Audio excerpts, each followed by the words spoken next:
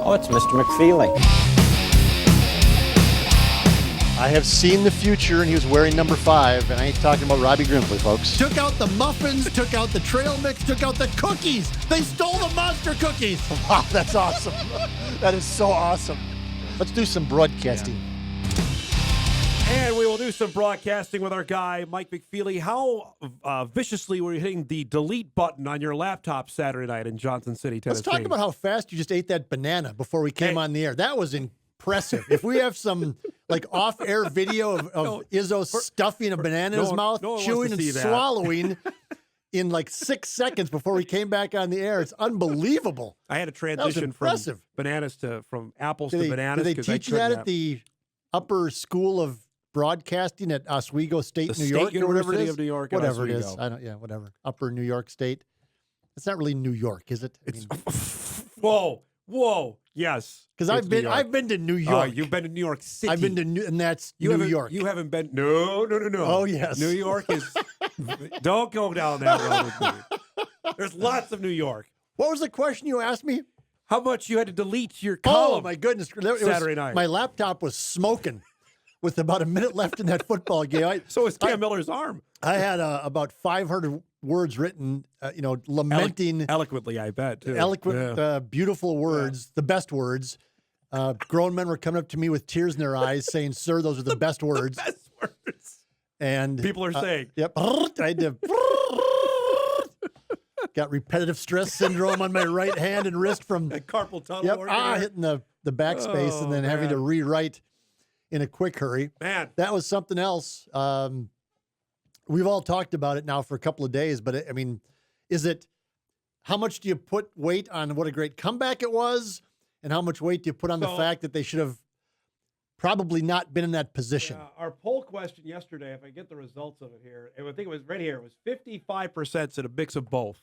Yeah, about excited about the comeback or frustrated about how the game was going. And that's where NDSU is in terms of their fan base and their media coverage and their national profile.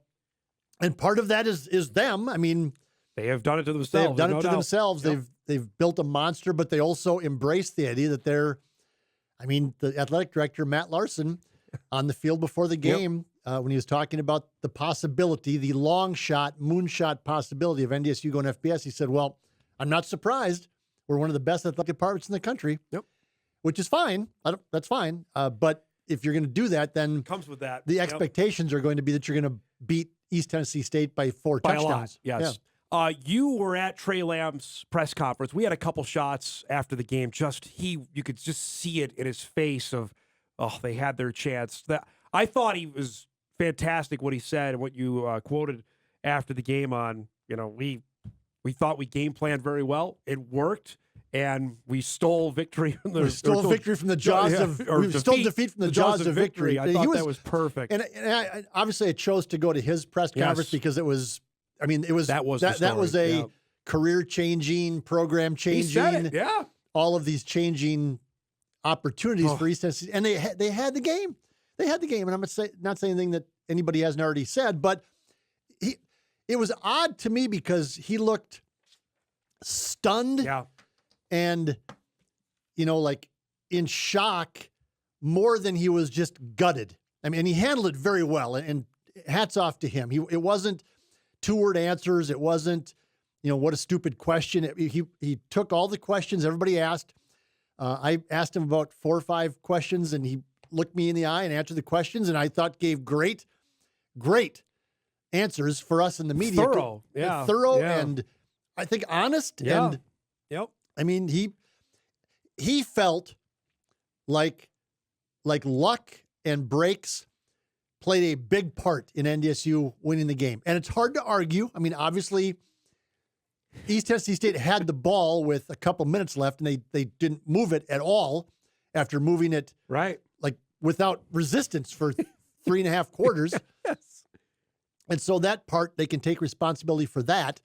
They had a couple of miscues in there. They could take responsibility for that. But, I mean, there was some luck involved, but that's what these things take. The John Gores fumble on the punt would be asterisk. I watched the replay of the game, and I've seen the stuff that you guys have put on Twitter at WDAY. There weren't 4 guys around the ball. There were 7 guys around the ball from East Tennessee State, and Gores was the only Bison. Yes. The problem it looked like was 4 of the East Tennessee State players stood there and watched what was going on. Yep.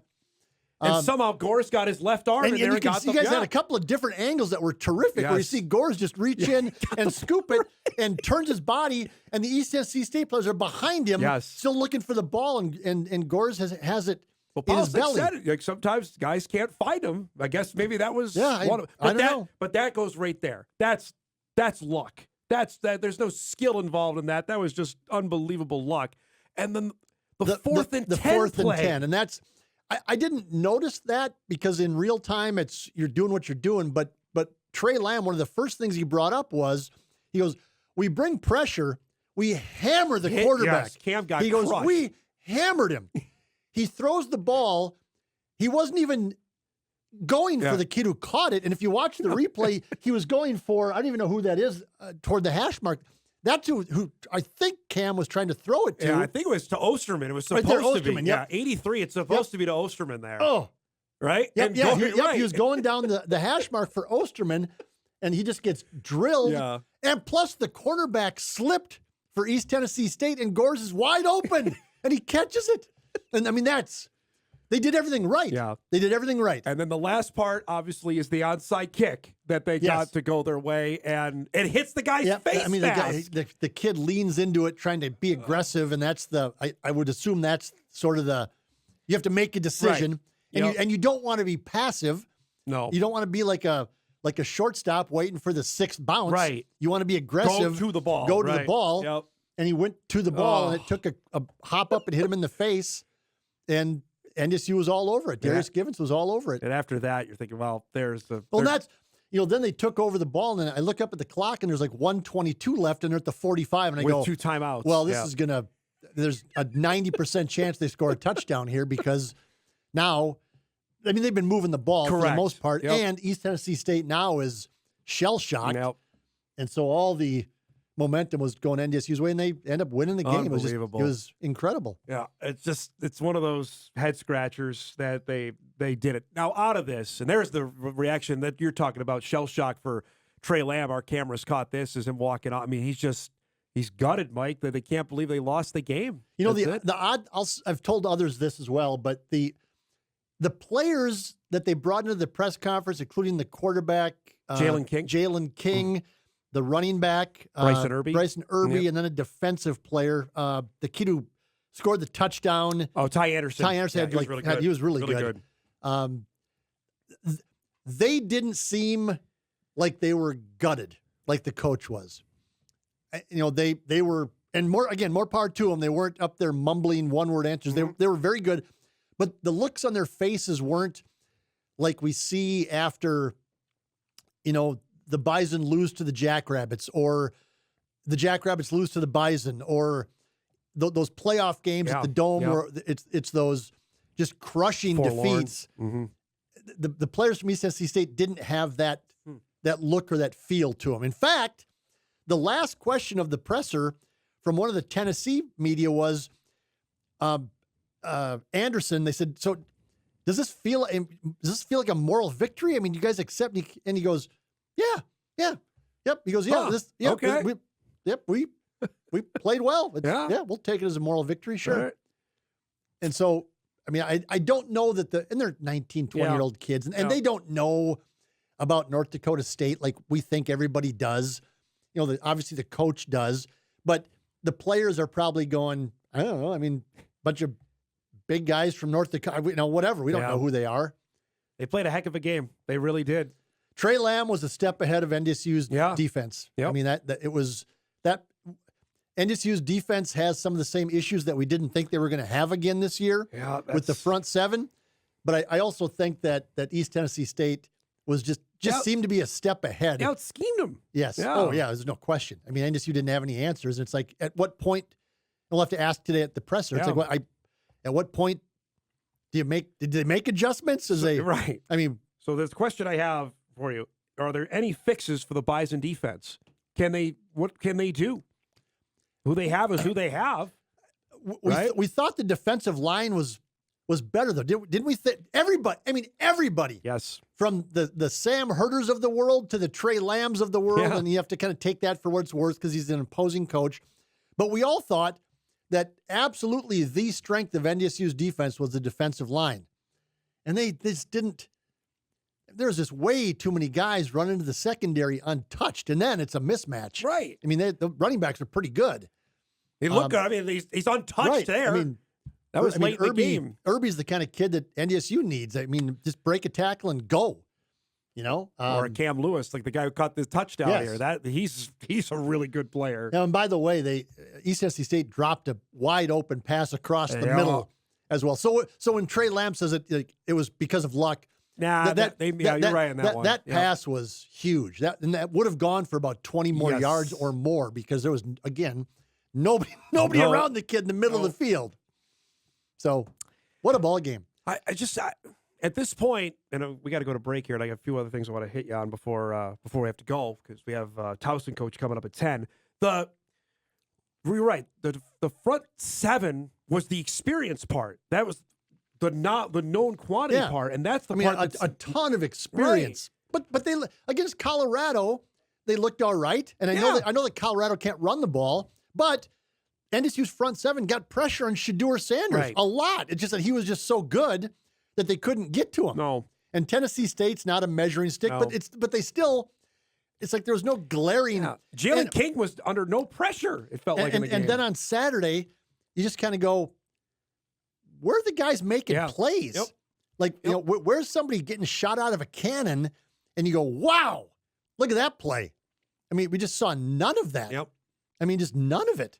That's the distressing part because, as you pointed out, and I don't think it's pretty obvious, the offenses that they're going to face going forward are going to be better. Offensive lines are going to be better. Way better. Than Like East way Tennessee better. State. Yes. Lying in wait here in just a few weeks. We'll take a break. We come back. We got to chat about the Dragon comeback as well. A better comeback. Unbelievable. A better comeback than NDSU's rally. Mike will make that point when we come back and wrap up hour one of Hot Mike. We're back after this.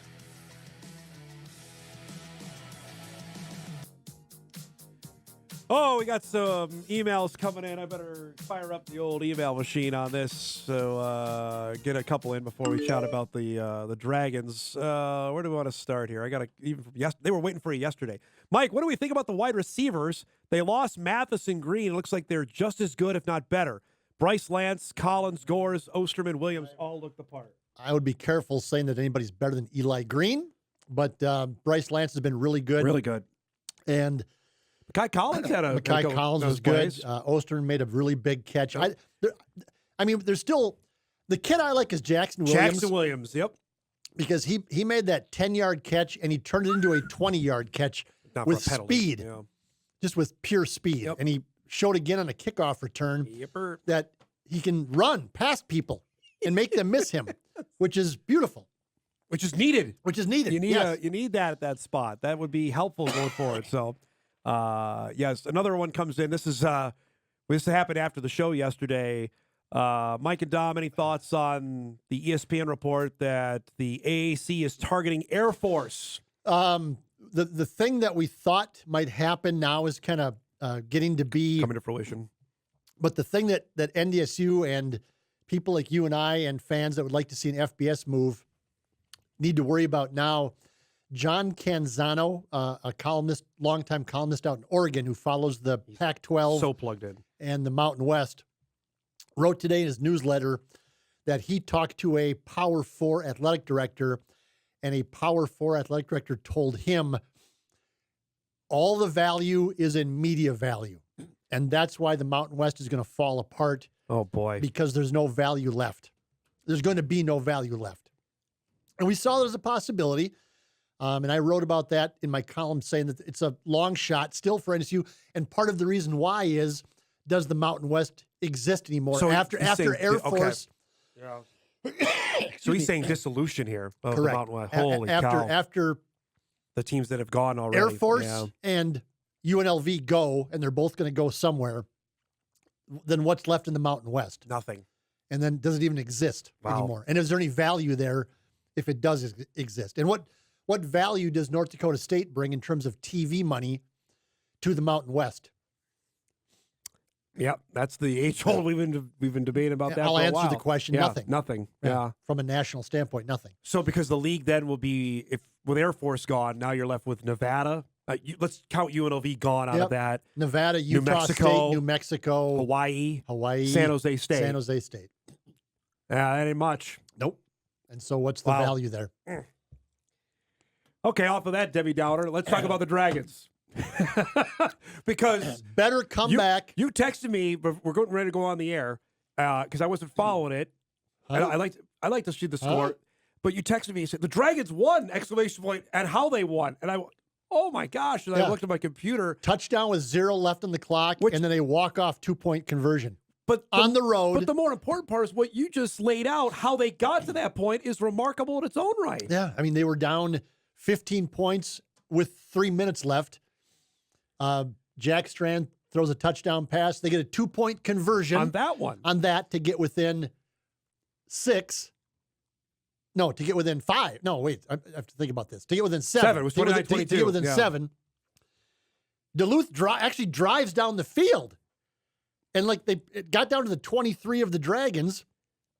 They miss a field goal that would have won the game for them with 1.5 minutes left. The Dragons go down the field in 1.5 minutes, convert 2 fourth downs, including a 4th and 10. Go in and score a touchdown with no time left. On the last play of the game, they score a touchdown. Luke Emdike from Jack Strand from 6 yards out. And then they go for the 2-point conversion. I talked to Lockway yesterday. You're going to have him in an hour or so on this program, or 45 minutes. And I said, was there any? He said, no. I mean, we had it all mapped out. Yeah. We're not, I mean, no. We had to play. The thing that was different that I didn't get into my column that I just posted today was they actually had a play already called, and then they thought, nah, let's just go with something more simple. We're just going to run a quick slant. And they, you had him on yesterday, Brady Perryman. They threw a quick slant for the 2-point conversion. And they walked off Duluth.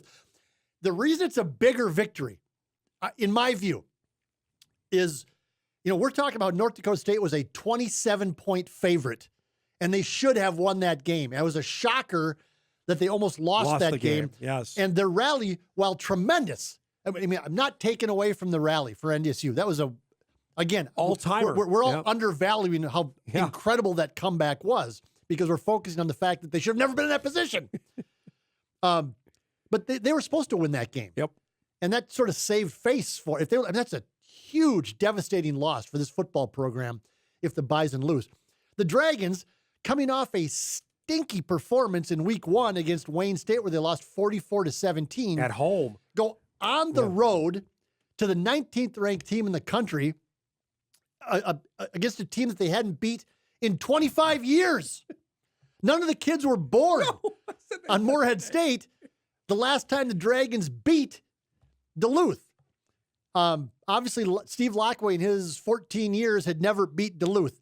They had never beat a ranked team under Steve Lockway. They probably hadn't beat a ranked team since their NAIA days when they were a powerhouse in NAIA.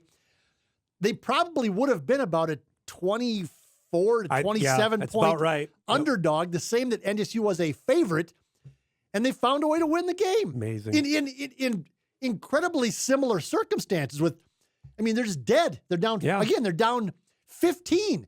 They were down 2 touchdowns and at least 1 2-point conversion just to tie the game. And they scored 2 touchdowns and get 2 2-point conversions. And they didn't have like an onside kick or a turnover. They got a missed field goal. They got a missed field goal out of it. The other team drove the ball and could have ran the clock out. And they didn't. I love the game. It was unbelievable. It's just fantastic. Like, where'd that come from? Good stuff. We got to roll. We got the Towson coach waiting for us. Thanks for coming by as always. We'll see you tomorrow for the BMZ tomorrow morning. Oh. All right. Do I have that email? Yes. That was set out. Okay. Your buddy Dave Richmond's going to be here tomorrow if you want to stop by. So he's going to be in studio. Love it.